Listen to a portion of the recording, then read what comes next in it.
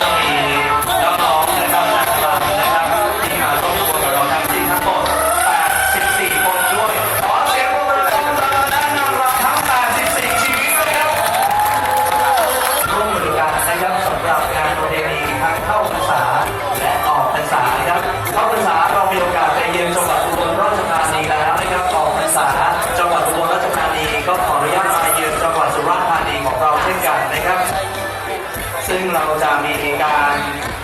ร่วมความสัมพันธ์แบบนี้กันไปอีกนานเลยทีเดียวนะครับเพราะฉะนั้นเนี่ยนี่คือความสุขอีกหนึ่งความสุขครับที่นำมามอบให้กับพี่น้องชาวสุราษฎร์ธานีของเราที่มาร่วมติดตามงานในปีนี้แล้วก็ปีนี้ครับสำหรับเทียนที่มาร่วมกับรถต้นเทียนในปีนี้จะอยู่ท่านจนถึงวันที่ 18 ตุลาคมนี้เลยครับก็เรียกว่าอยู่ร่วมกับทางทางเขาประวัติและของเราตั้งแต่ต้นเลยนะคะที่ได้เดินทางมา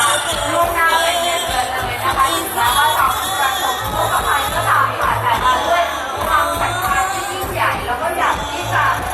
ทักษะรวมนะคะถือว่าสวยงามมากเลยจะไม่ปรบมือเป็นกำลังใจให้อีกสักครั้งหนึ่งหรอครับนักกีฬาน้องๆนะครับจากทางมหาวิทยาลัยการจัดการและเทคโนโลยีอินเทอร์นะครับจากจังหวัดอุบลราชธานีครับ